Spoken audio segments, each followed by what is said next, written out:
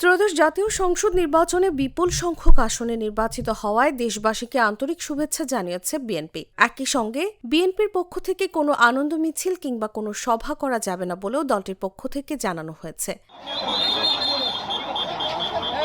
বৃহস্পতিবার দিবাগত রাত ৩টার দিকে বিএনপির পক্ষ থেকে এক সংবাদ বিজ্ঞপ্তিতে এসব তথ্য জানানো হয়। বিজ্ঞপ্তিতে বলা হয়েছে, ত্রয়োদশ জাতীয় সংসদ নির্বাচনে বাংলাদেশ জাতীয়তাবাদী দল বিএনপি বিপুল সংখ্যক আসনে নির্বাচিত হওয়ায় ঢাকা মহানগর সহ দেশব্যাপী বিএনপির পক্ষ থেকে দেশবাসীকে আন্তরিক শুভেচ্ছা ও মোবারকবাদ জানানো হয়েছে।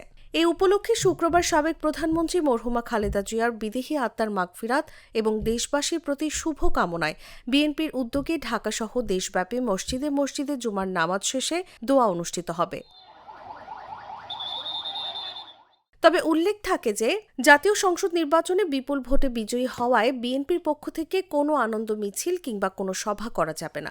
বিএনপি জানায়, ঢাকাসহ দেশব্যাপী বিএনপি এবং এর অঙ্গ ও সহযোগী সংগঠনের সব পর্যায়ের নেতাকর্মী ও সাধারণ জনগণকে দেশব্যাপী মসজিদে মসজিদে অনুষ্ঠিতব্য দোয়ায় অংশগ্রহণের জন্য অনুরোধ করা হলো।